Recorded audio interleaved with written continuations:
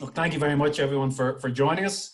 I'm delighted to have Stephen back again following last year's webinar. I think we've probably got a few people that heard you last year, Stephen. That's a good sign. Yeah, certainly John and Bill and I had discussed your conversation since. And I just thought it was, you know, we're kind of a year into COVID. It's almost a year since you did your last presentation. And it might be good to revisit some of the topics we discussed last year and just see what's changed and what needs to change. And really, I didn't think much beyond that, only that we need to continue to unlearn and relearn. And obviously, I'm coming at this from a context of digital transformation. You know, we're techies, I guess, to a certain degree in our business, but we understand really quite well that if you can't change the mindset before you start doing anything technological, you're going to be very difficult to achieve anything. Yeah, absolutely. So just a bit of housekeeping as a few more people join us. As I said, it's going to be semi-formal presentation. Let's see if we can get through it in 45 minutes. But if not, we're here for the hour and we can keep going and over the 15 minutes. Feel free to ask questions in the QA or the chat box as we go. Eamon will kindly pick them up, and if I miss anything, he'll spill them out. So, you know, we've got 4 panelists here, 5 of us that hopefully have a good conversation. But really, this is an open conversation. We want to share experiences and maybe delve a little bit more beneath, you know, COVID and, you know, get beyond people working from home and what are the other things that have changed or what are the other things that need to change. I think our interactivity, Stephen, at this stage, we'll just keep it a general conversation. We won't go into the polls. Yeah. Everybody bar the panelists are on mute, so put your sessions in. If you've got to leave early, that's no problem. We are going to record this if it's not already recording, and we'll make it available on YouTube. So I think we're recording, Eamon, and ready to go. Just a heads up, the next webinar we'll run on the 27th of May. I'm going to run it on, it's around a book in a Harvard Business Review article called Connected Strategy by Nikolaj Sekelkow and Christian Tervish, who I'm sure I've pronounced incorrectly. But I think it's a really good book and a really good article. It was in the HBO probably 18 months or 2 years ago.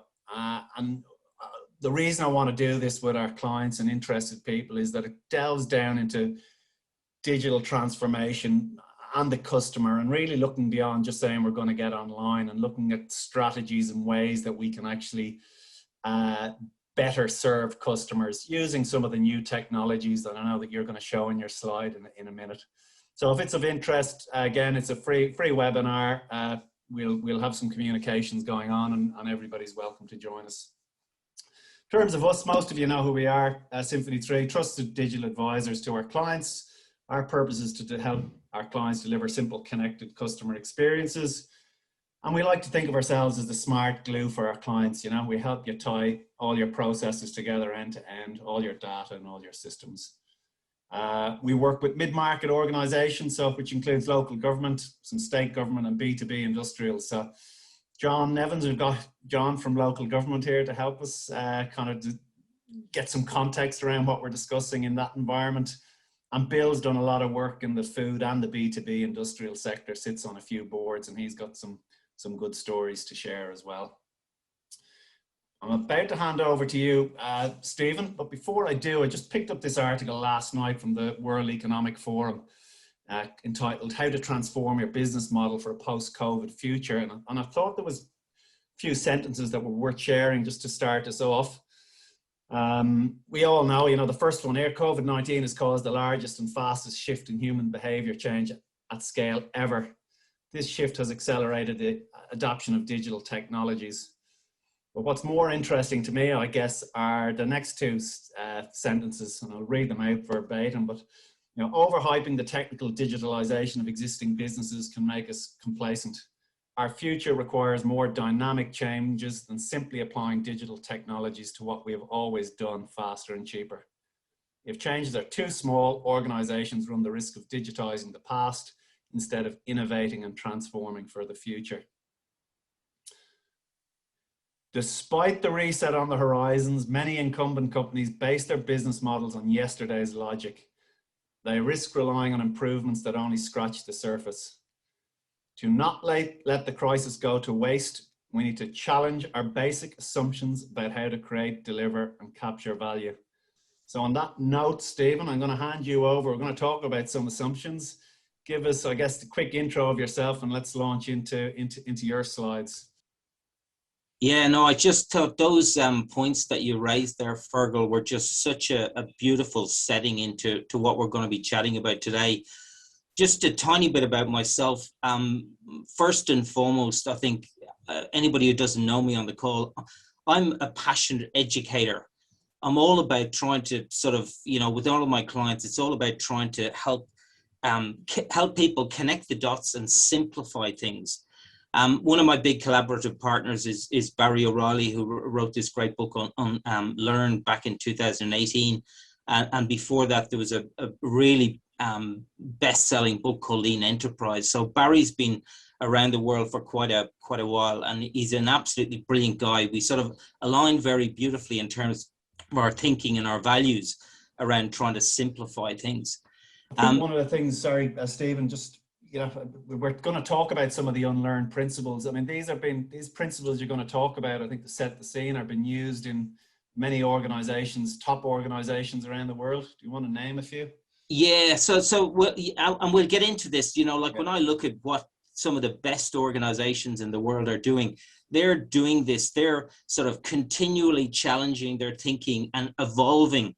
And here in Australia, probably the best example I can have is Atlassian. And you just look at sort of like, I've been lucky enough to sort of known Atlassian for quite a while. I got to know a great guy called Don Price probably about 6 or 7 years ago. And I've just been seeing how this company has been continually unlearning and relearning, even on the journey that over the last 5 or 6 years. So we'll get into it. I just think it's sort of a really foundational piece for the future. And, and I know people talk about sort of Atlassian, Google, and the tech companies, but to me, these are the companies that are doing it the best at the moment. And they're not just tech companies. To me, everybody's got to start thinking like this. I have this image, and I'm sure people have probably seen it on the internet, and I just thought it was such a classic one. When you talked about digital transformation, about, how everybody was sort of just thinking, oh yeah, we'll get there, it's not. And then when COVID hit, it was like this wrecking ball that sort of came in to really accelerate this whole sort of digital transformation conversation. I had, there was a slide that I prepared actually well before COVID. And it was this slide that I did where, when I sort of went on this journey to try and help people sort of get their head around, what kind of, what's this digital wave that's coming that's going to affect every organization.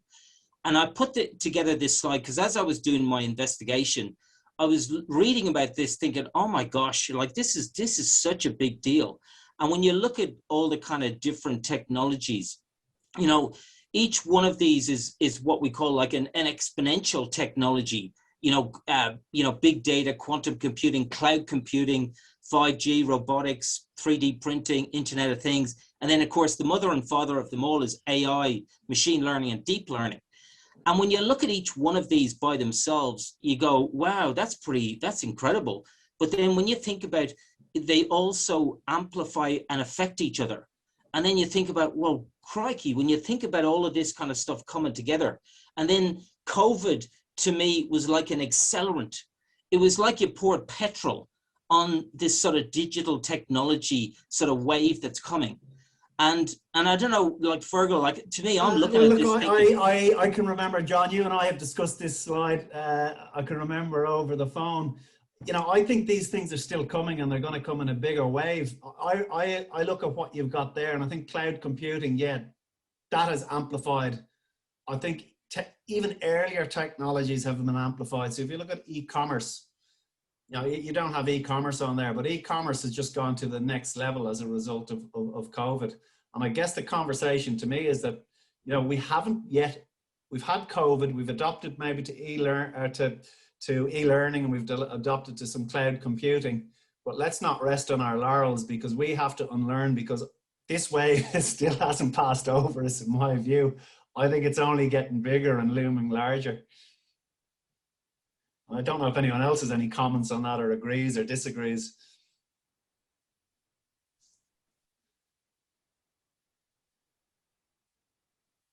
No, John, you looked like you wanted to say something. I was looking at it from a sector perspective, Fergal, in that if you're in the marketplace, you're compelled, this digitisation, you're compelled to respond or respond or perish.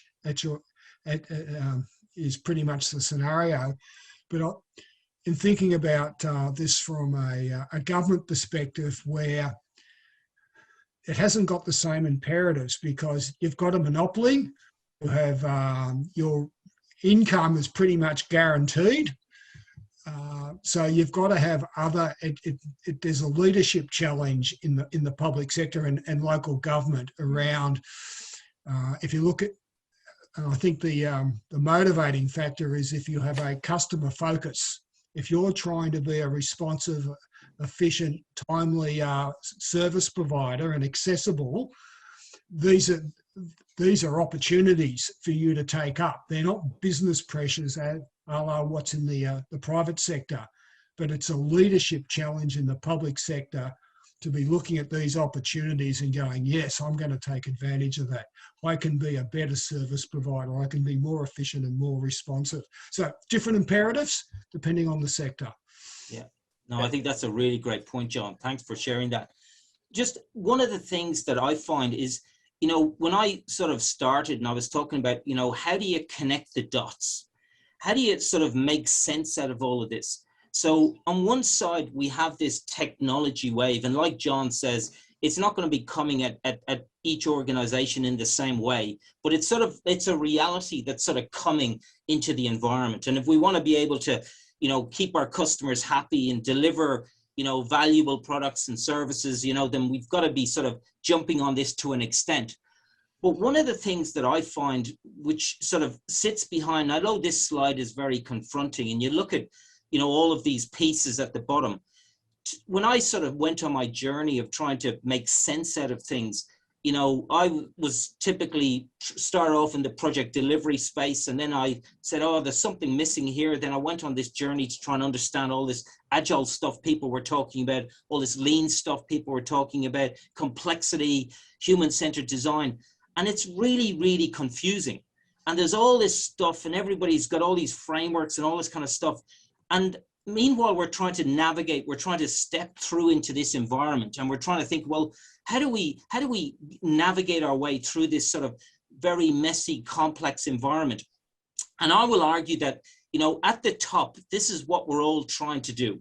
We're trying to improve performance. We're trying to deliver the best outcomes for our clients and our customers and our stakeholders, and get the biggest impacts we are. And then we're trying to get this kind of synchronization and alignment happening within our organizations. And I will argue these are the things that we're trying to do.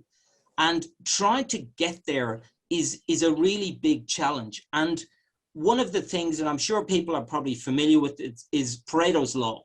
And ever since I've been doing my company, it's sort of, you always ask yourself the question, well, look at all this noise, and you're trying to say, well, okay, what's the really important stuff that people need to know? What's that critical 20% that if you can figure out what that really important goal, the 20% is, then you're helping people solve the bigger thing, which is 80% of everything. And I've always used this in everything I've been doing. And I read last year during COVID, I read another book which really impressed me. And it was a book called The One Thing. And this book was basically the whole premise of the book is that whatever kind of scenario, whatever situation you find yourself in, what this guy Gary Keller says is that, well, whatever your situation or context is, you should be able to put your finger on, well, what's the one thing that's most important for me now that I should focus on, get done, and then it's going to lay a foundation for the future for me to be able to knock over something bigger. And it's basically like putting Pareto's law on steroids. And the way he explains it in the book is, he said, success at anything is like trying to line up a series of dominoes. And it's all about saying, okay, like I said, what's the one thing that's most important now, that if I can focus on that one thing, knock it, do it, then it builds momentum and then allows me to be able to knock over something that is bigger. And then the whole idea is to say, well, okay, in my own situation and context, what are the dominoes for me? Let's focus on what's the one most important thing, get that done, then it knocks over the next thing. And to me, I just think this is a really powerful thing that can help us. And, you know, and I've got this hypothesis, and again, it's sort of like the background to what we're talking about today. And I so strongly believe that this is true, that learning to unlearn is one little thing.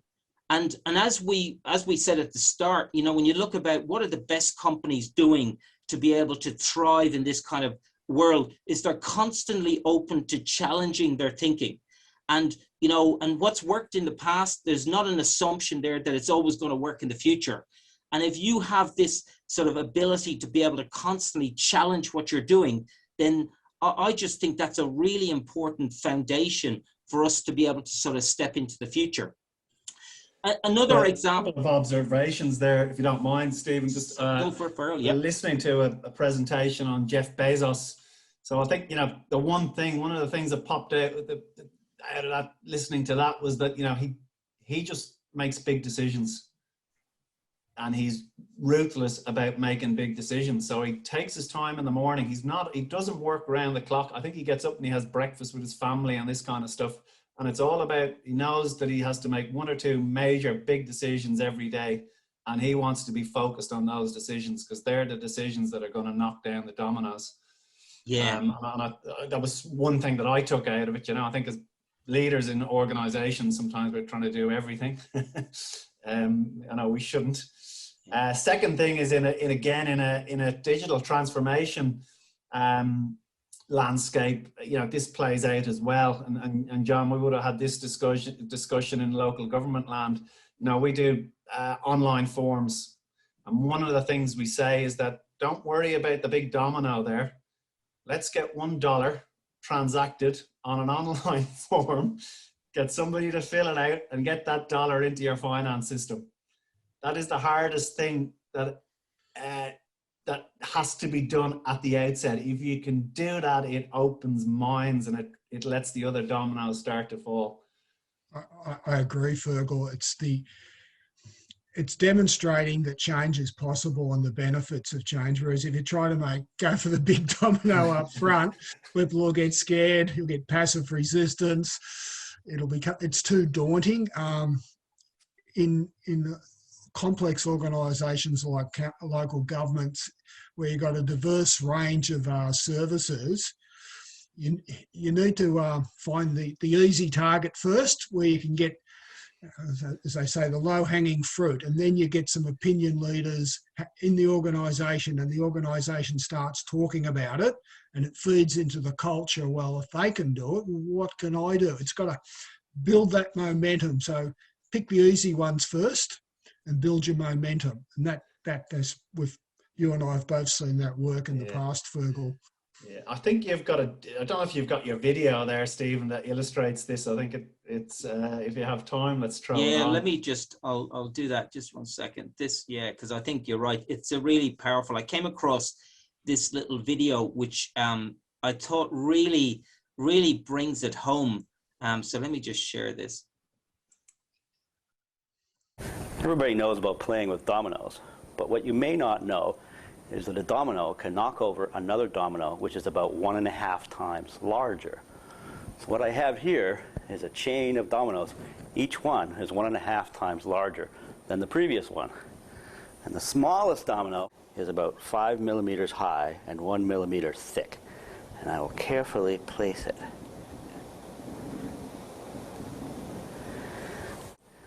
And there are 13 dominoes, and the largest domino, it weighs about 100 pounds, and is more than 1 meter tall.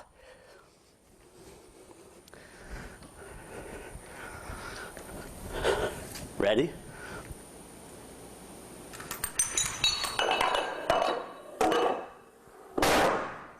Boom. That was 13 dominoes. If I had 29 dominoes, the last domino would be as tall as the Empire State Building.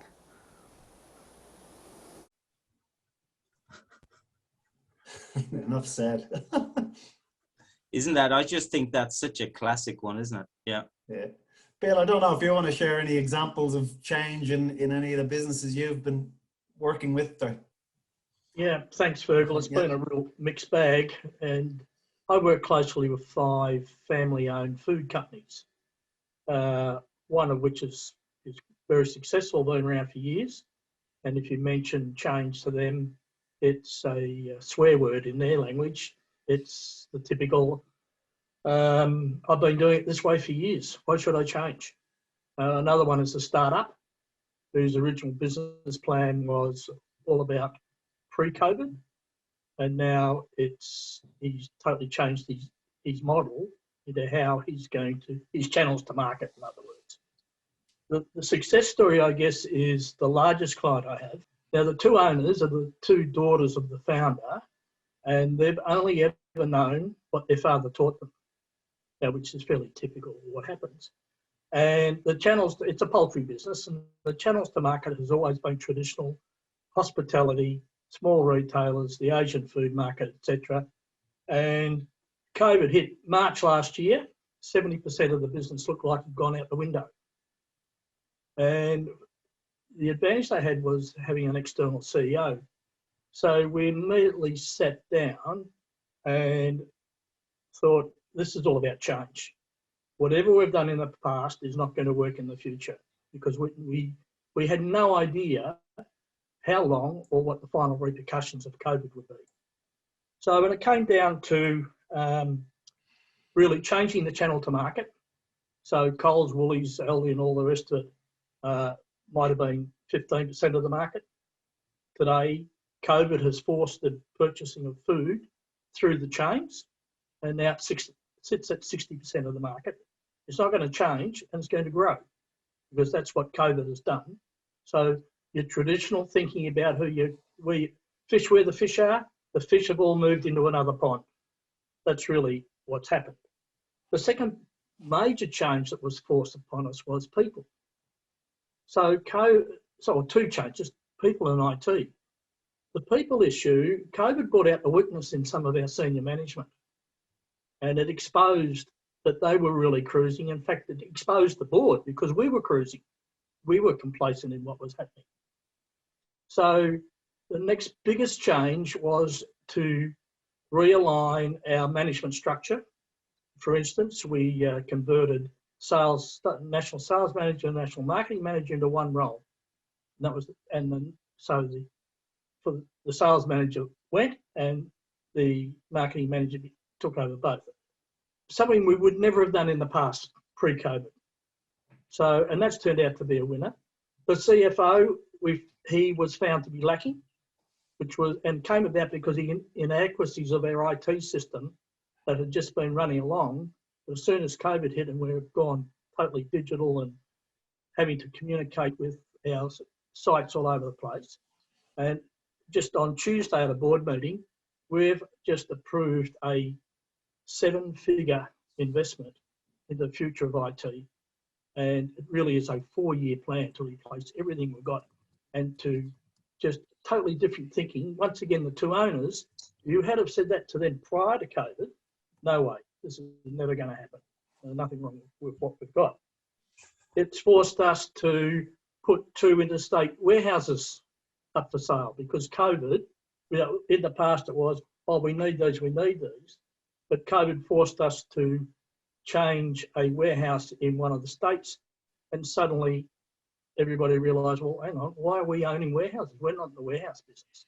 So that was a effect of COVID changing our thinking and getting rid of the past thinking. But the most important, I believe, is going to be our integration of a whole new IT infrastructure and software and all the rest of it. I just brought home 2 hours ago, I was on a webinar from Beacon University on food traceability. And we're a food company. And in the past, we've never had to worry about this, but with all this increased business now through food chains, the whole landscape's changed. So one of our biggest investments is going to be food traceability right through the whole system, which prior to COVID would have been a nice to have, not a must have. Now it's a must have, it's not a nice to have. So it's been a revolution. And it's I thought you might have one example. I didn't realize you had that many. So that's my story, Fergal. That's great. absolutely brilliant story, Bill. That's incredible. Yeah, no, absolutely incredible. All right.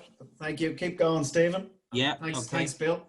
No, that's absolutely brilliant, Bill. Let me just go back to my slides. And again, if we've any attendees that have stories, just pop them in while Stephen's getting his. So just sort of circling back to, so that's Bill's just given us a fantastic example there of just the amount of change that's happened in that one company. And again, circling back to the unlearning. So, because to me, this is really important, you know, what's the difference between learning and unlearning? And to me, learning is a given, you know, like to me, the world's going to keep changing. You've got to learn new things. But the big challenge, I will argue, is actually letting go of the past typically. And this is the definition by this guy, Barry O'Reilly, from his great book. He said, you know, unlearning is the process of letting go, sort of reframing, moving away from once useful mindsets and beliefs and acquired behaviors that worked in the past, but now limit our success. And the second part is so it's not forgetting, removing, or discarding knowledge or experience, but it's the conscious act of letting go of outdated information to inform effective decision-making and action. And the way I like to explain unlearning, maybe just in an even simpler way, is that when you think about, you know, all of us are like this bottle of water. If you can see it, it's full. And here's the knowledge and skills that you have at any point in time. And when it comes to being able to learn something new, learning isn't always a compounding activity. The first point is, if you're trying to learn something that fundamentally conflicts with what you know, the very first point, or the first thing you've got to do is you've got to open the tap and empty something out. You've got to make space. So this is why the unlearning step is so key, is you've got to, first of all, be willing to challenge your thinking and let go of something. And there's a great quote saying you can't learn something if you think you already know it. And to me, this is really important. You've got to be willing to let go of something and then make space for it to be able to learn something new. And, you know, like, you know, and Bill's given, I couldn't, you know, when you think of the example that Bill has just shared there with everybody about COVID. And to me, when I look at the world over the last 12 months, it is unbelievable to see the amount of unlearning that people have gone away from. They've shattered these old assumptions and old beliefs. And, you know, it's just, and I think of my own business, like, you know, back in March, I was running my education business was all about teaching and training people. And I had this belief that if I want to do a really good job, a really effective job of teaching people, then I had to be in a classroom environment, you know, to be able to really deliver value to my clients. And that was a belief I had. And then obviously when COVID hit, then that was not an option. So then I had to say, well, okay, let's see, let's get rid of that and let's try and find, maybe I can do this differently. And I've gone through a journey of experimenting with virtual delivery and designing blended programs and all that kind of stuff. So my model now that I use to deliver my training to my clients is completely different. Everything now is blended virtual programs. And I can put my hand on my heart and I can say that I actually think what I'm doing now is better and more effective than what it was back in March. And, you know, and to me, when I look at the way I facilitate, the way I do things, it's all completely changed. So, and again, Bill shared that, and we'd love to hear if there's other great stories that people have that are on the call. Love to hear. I was going to ask people just to see if there's anything they've unlearned. I've got one in here from Linda. I don't know if that's Linda or Frank, but I think it's Linda. I have a company with a sales team. Each had a car. The cars all sat in the garage during COVID as the sales team all maintained their sales from their desk. The car fleet is now up for sale. Wow, brilliant. No, I love that. Thanks. That's I mean, So I'm interested in any other comments that people want to throw in or stuff they've unlearned. I mean, recruitment is another one. You know, Steve and I, we talked about earlier on. You know, we're currently looking for a developer. We've kind of thought our senior people need to be in Australia. We are in Melbourne actually, and in an office. During COVID, we hired a front-end developer who's based in country New South Wales. We just wouldn't have done that. We wouldn't have thought that would work. She's a young mother. She's got the flexibility she's required, and we've got kind of skills that we probably wouldn't have been able to afford in a Melbourne market. So that forced our change, or that was one of the major changes that kind of we came across. And we're thinking, right, well, we've actually got the world here. If we can reorganize ourselves, we're able to pull talent, the best talent from around the world, as opposed to only talent based in Melbourne. Yeah, absolutely. No, brilliant example, Fergal. And to me, this is the thing, you know, unlearning is something that we do as humans. This is not new. We unlearn, and like we're showing all these examples of unlearning. And, you know, and if I ask the question, you know, who is the planet's #1 apex predator?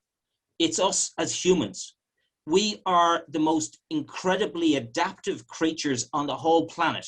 And when you look at those great examples that everybody's been sharing, you know, you can see that that's been the case. And nobody would have believed how you could have adapted to the kind of environment that we found ourselves in. So to me, that's the really good news.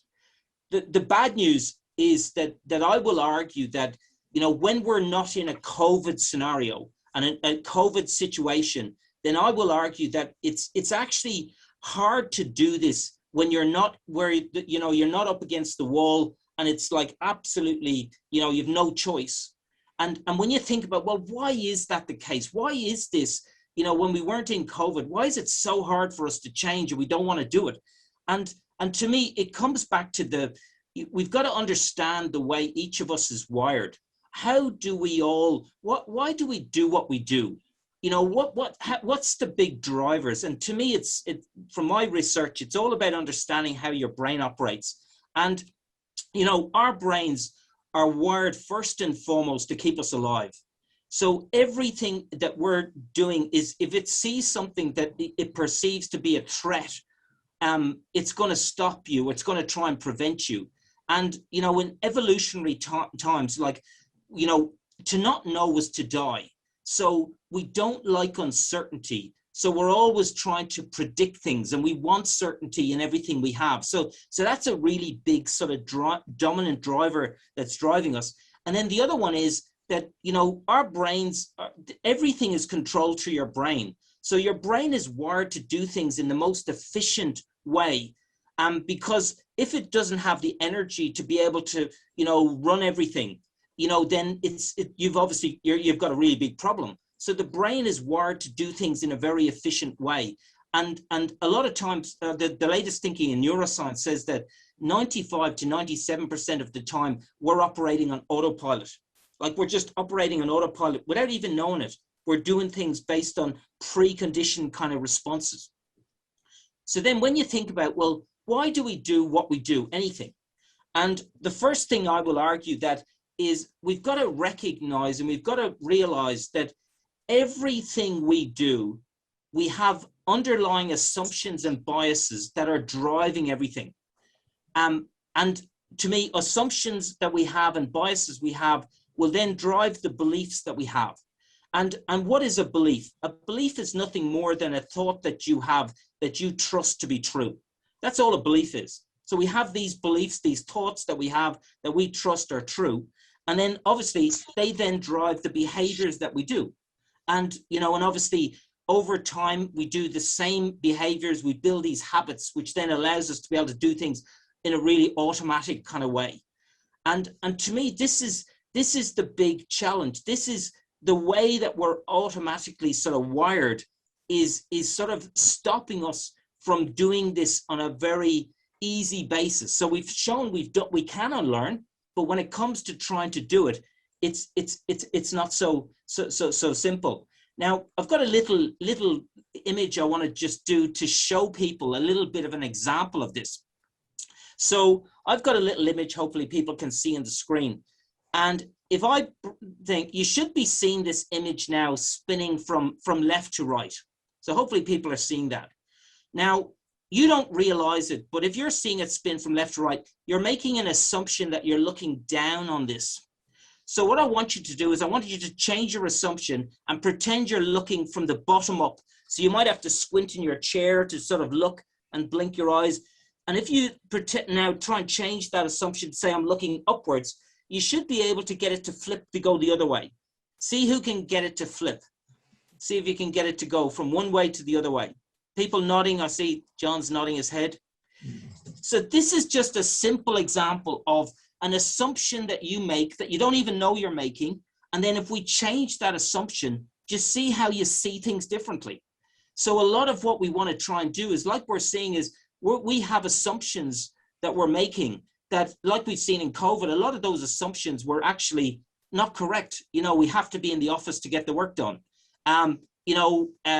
We have to be able to communicate. You've got to be face to face. No, you don't. So these were assumptions that we made that turned out to be incorrect. So, and to me, this is the thing, you know, asking the question, like, you know, Barry O'Reilly, who wrote the book, I just love this quote. You know, people talk about disruption. And when you listen to the narrative that you hear around disruption, isn't it true? It's most of the time, it's all about organizations, you know, like, you know, and like it's context dependent. If you're in a commercial organization, if you don't, you know, move with the times, you're going to get disrupted. But it's mainly about organizations. You've got new products, new features, all that kind of stuff. Whereas Barry, like he says in this quote, you know, the truth is it applies to individuals. You have to look at trying to disrupt yourself. And this is where, you know, if we're not in a COVID world, we then have to actively try to do this ourselves, and do this on a, not all the time, but do this on a periodic basis to, you know, be open to challenge our thinking and questioning our thinking. And to me, this is really where it sort of falls into, you know, well, how do we do that? How do we try and get into that process of sort of consistently, repeatably getting into the process of challenging our thinking? And Barry has this very simple 3-step cycle of unlearning. He says, what we've got to try and do is start trying to apply this cycle of unlearning on a sort of a consistent, repeatable basis. The first step is unlearning. And the first step is you've got to be willing, have your radar on, be open and curious, be willing to challenge your thinking. And obviously you've got to want to do it.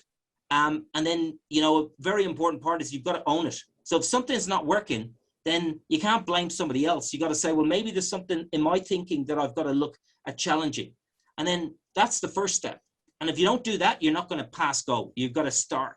Then once you do that, then the second step is, okay, I'm going to now try and relearn something new. Now, again, you're going to become a beginner. So you've got to try something and be willing to be a beginner. And to me, this is really important. We've got to see ourselves as experimenters, because if something's not working for you, you have a belief or a behavior that's not working. So then we've got to try a new behavior. And what we do is we're going to experiment with a new little behavior. And it's a little something small, so it feels safe to try it. And like any experiment, an experiment is, here's what I'm going to do. Here's what I think is going to happen. And then once you've formed the experiment, then the next step is you've got to execute it, do it. And then once you do it, then the very, very important step is you reflect and learn. Because then you say, well, what happened with that behavior I did? Did what I thought happened, did it happen? If not, okay, it didn't, so maybe I'll try something else. If it did, if it looked like I was moving in the right direction, then I'll maybe amplify it more. And to me, it's just this very simple sort of, but simple is not the same as easy. But to me, it's like trying to apply this on a more consistent and deliberate basis for what we're doing. And then, you know, and that's what Barry's all about, saying, try and disrupt ourselves. Any so thoughts? just in a working, well, I'd like to open it up to the two lads, I suppose, in terms of, like, I get step one, step two, I suppose, as somebody who goes into some of these organizations, and I'd like to put it out to Bill and John in terms of experimenting. You know, how do organizations, mid-market organizations that, you know, they don't have an R&D department or whatever, how do they think they deal with experiments and experimenting? Do you think, you know, we're big on prototyping, but there's plenty of mid-market organizations that rather than seeing prototyping as de-risking something, they almost see it as a risk sometimes. So that's how I perceive it. Would that be correct? One example is on a board that I'm on, it really is the interaction between the CEO and the board, because the CEO generally is a lot less risk adverse than the board. So it's how he communicates, how he sells the story that he wants to get across, because he doesn't come to the board unless he's nutted all this out before he's nutted it out with his leadership team. We know that. So it's the old classical top down. You get it, get it endorsed at the top level. It'll give the CEO or the leadership team the mandate to do it, accepting that there's, understand the risk attached to it, but back the risk. And generally that's brought about by, we've probably all read that book from Gladwell called The Tipping Point. Generally the catalyst has been a tipping point somewhere in the business, as COVID was, for people to, be, as I say to them, be brave. And you've got to get support to be brave. Let me throw it back at you, Bill. And so you're saying that the CEO needs to come to experiment. Does the unlearning have to start with the board? And how do you unlearn a board of senior people who are very experienced and very wise and have years and years of wisdom that they maybe don't want to unlearn? The catalyst is the next generation, Fergal. Particularly in the area where I work, the family business, it's the next. And most arguments that I have to mediate within family businesses is because of a lack of conversations between the generations, and the next generations think differently and have different ambitions, are different individuals than what their parents or the founders are. So that's, and I'm talking from a family business point of view. Yeah. So it's, and it in a lot of the cases, it is the next generation in that situation that will force the change on the board level, which is obviously, the founders and some outsiders. Fergal, from a CEO perspective, in an organisation, as the CEO, you can, step one, step two, and you can have your senior executive aligned with you as well. But a lot of, when it comes to unlearning, and Stephen touched on this a moment ago, some people, it's quite confronting, because that's how they see themselves. That's their professional occupation. This is what I do. This is my role, my purpose. And you are now telling me, hang on, I've got to totally change, and I don't know if I can. And I feel threatened by this. And in an organisation, you'll find there are people who will be energised and excited by the opportunity and will embrace it. And as we all know, there'll be a large group of people who are just happy to go, they'll go with the tide. But then there will be some who will passively resist, if not actively resist. And it becomes a leadership challenge within the organisation for people to buy in. And Bill, in his first comments in this session, referred to some changes at that family business in Western Victoria that were required because of the new challenges of COVID-19. Well, that's been my experience as well in local government. There are some people who are not prepared to make the change, and there's a great deal of unlearning that needs to go on in terms of from a local government perspective. You did everything in-house. You looked after your network, you did your own security, you did your own disaster recovery, you looked after all the servers. And there are still some who, why would I want to go to the cloud? It's not safe and secure. Even when you say things like, well, the Australian Defence Department has a private cloud, Treasury and Finance and the state government are running their own private clouds. What's so unique about local government that we can't do that? And when you unpack it, it's because, well, it's actually my job to look after the servers here. So there's those vested interests that need to be worked through. And But as I said, it's a leadership challenge, and you need to spend time in the organisation, talking with people, getting them to understand. But ultimately, you may well have to make some difficult decisions about your people as well. I just love those comments, guys, are absolutely fantastic. Can I just pick up on two? The first one, when Bill, and, like I was talking before about uncertainty, and, like that a CEO wants to know before he goes to the board. One of the things now that I think fundamentally has to start changing is when you look at the world, we're wired to want certainty. And the way management systems are set up is that kind of, you've got to know. Whereas when you look at the kind of world we're stepping into now, that is, we've got to, that's why experimentation is so important. We won't know because there's just so much volatility that's coming, and we've got to deal with that, and we've got to manage uncertainty in a different way. And this is why all the agile ways of working and thinking are so appropriate, because you step forward in small little steps, so you limit the uncertainty for what you're doing. So we've got to rethink the way we manage and think about uncertainty, which to me is really key. And then just John's point, I thought was brilliant as well. Like, there's a book I read recently, which I'd highly recommend to everybody. People might have read a book called Who Moved My Cheese? And it was a bestseller on Amazon. It was probably the best-selling book of all time by this guy, Spencer Johnson. And it was all about how do we change. And he wrote another book, which is a follow-on book to that, called Out of the Maze. And I think it's absolutely brilliant. Now, it's a bit sad because it came out, he died of pancreatic cancer, so it was published after he died. But one of the things that he was really passionate about was trying to help people who were struggling to move, and in this, and the book Out of the Maze is all about how do I help people move that feel stuck.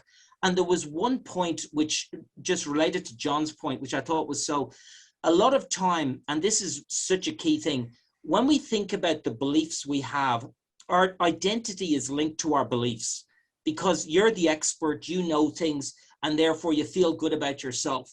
And one of the absolutely brilliant points he makes Out of the Maze is you've tried to get people to see that you are not your beliefs. You are the person who chooses your beliefs, and you can choose your own beliefs. And to me, that reframe is huge, absolutely huge, as something that can sort of help people sort of step through this, because it is so confronting.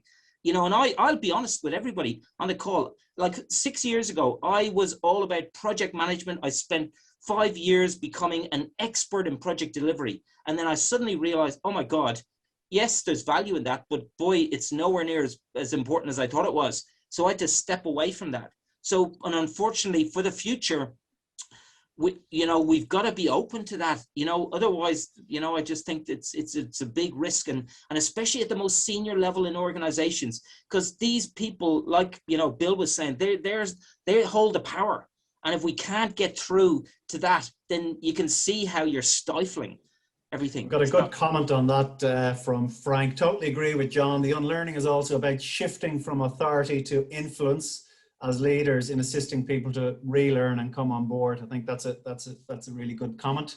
Yeah. Debbie Fleischer, one of us, I don't know who it was, Debbie was referencing a CEO as a he or a she. So I think that's a behavior either me or Stephen need to unlearn. Yeah. Which is a fair point. And another point from Frank, this was to do with things that have changed. Business roundtables will no longer be place-based. We're bringing people in from Singapore, Auckland, Perth, as well as across Australia. So again, happy to, pulling people from around the world where once they would have been location-based.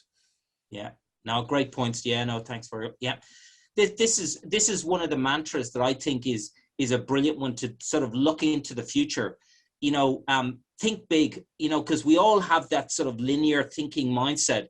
And when you look at this kind of world we're moving into, like I'll argue it's digital, but then also, and I know it's a scary word, exponential. Things are changing, and they will be changing. And okay, every industry is going to be affected differently, but things are, if we, in 5 years, 10 years time, I just think it's going to be absolutely phenomenal what we're going to be seeing.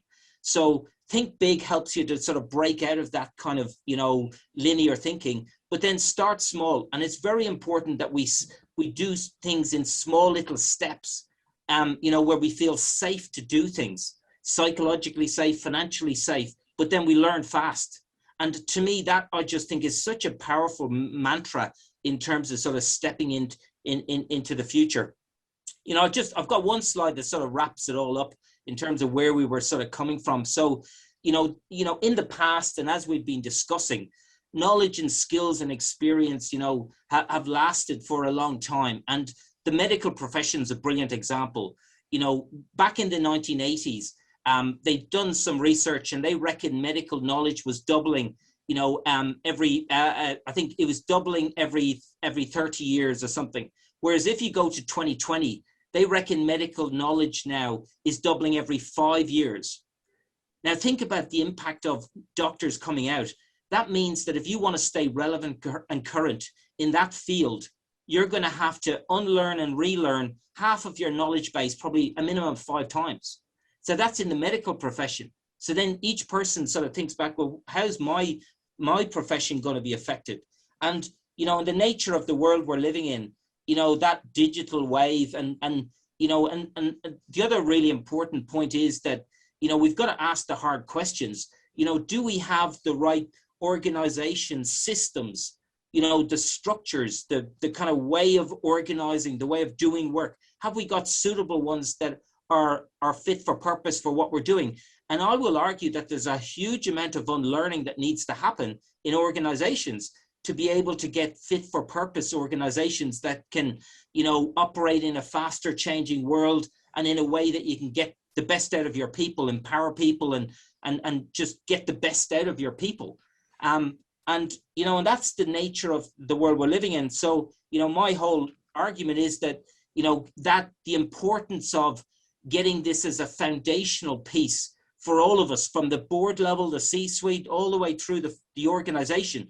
If you have a situation where people are open and willing to continually, on a periodic basis, challenge their thinking, be open to experimenting, trying, learning new things, then to me, I feel like that's just a really important step of, you know, just laying the foundation, because we don't know what the future is going to bring. So we've got to put in place the right kind of building blocks that allow us to be able to sort of step into that future.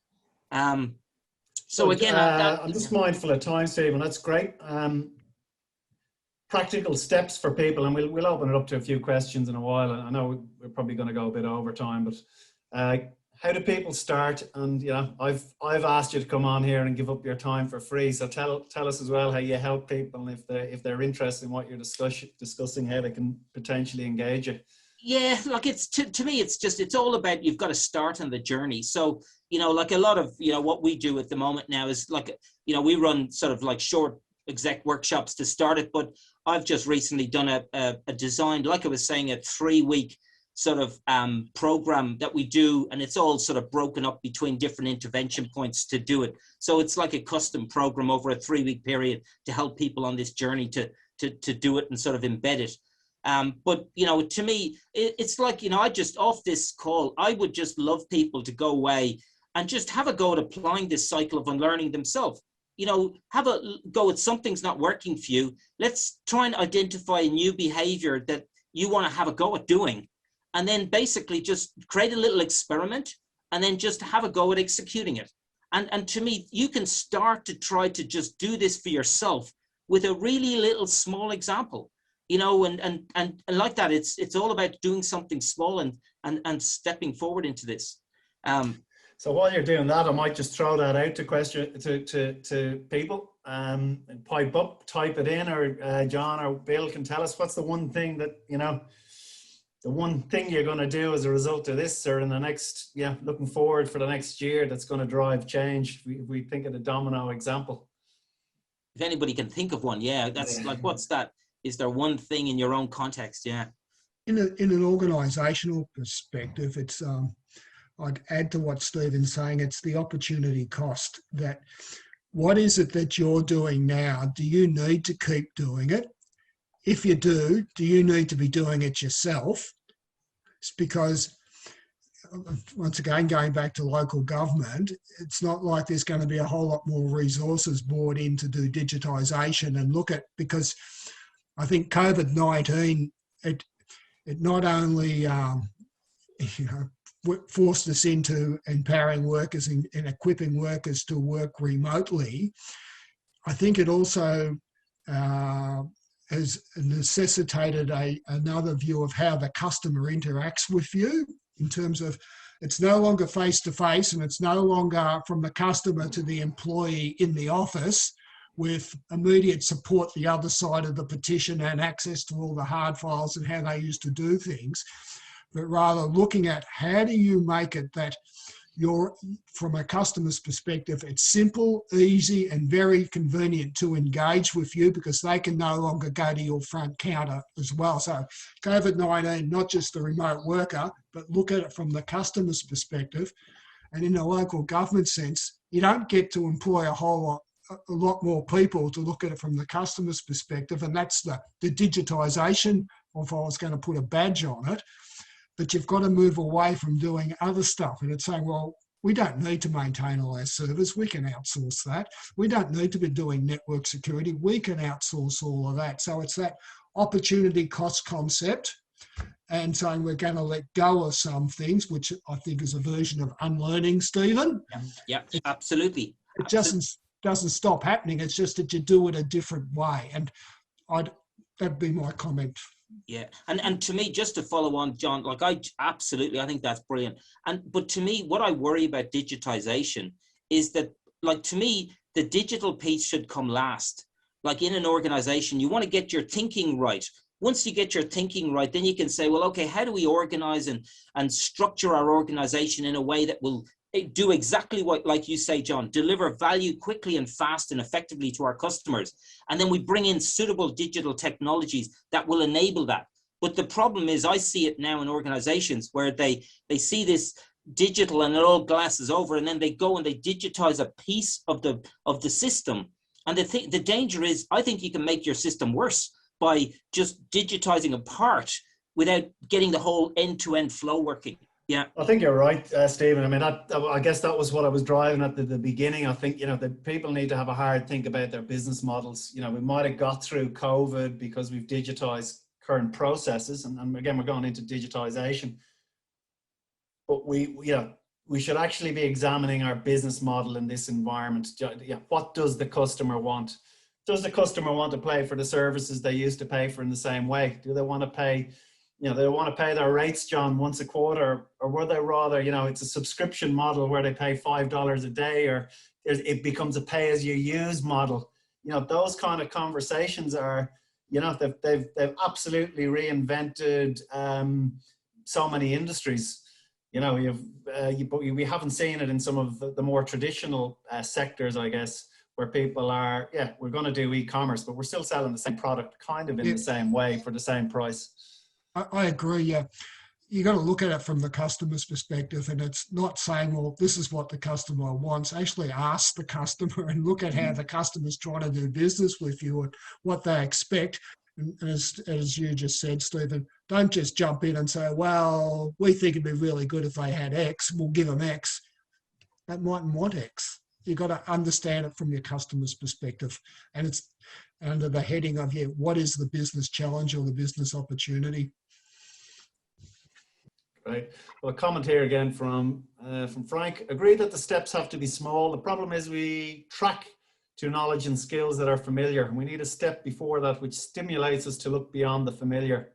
For example, other industries have invariably solved your problem, but because you only look inside your own industry, you don't discuss it.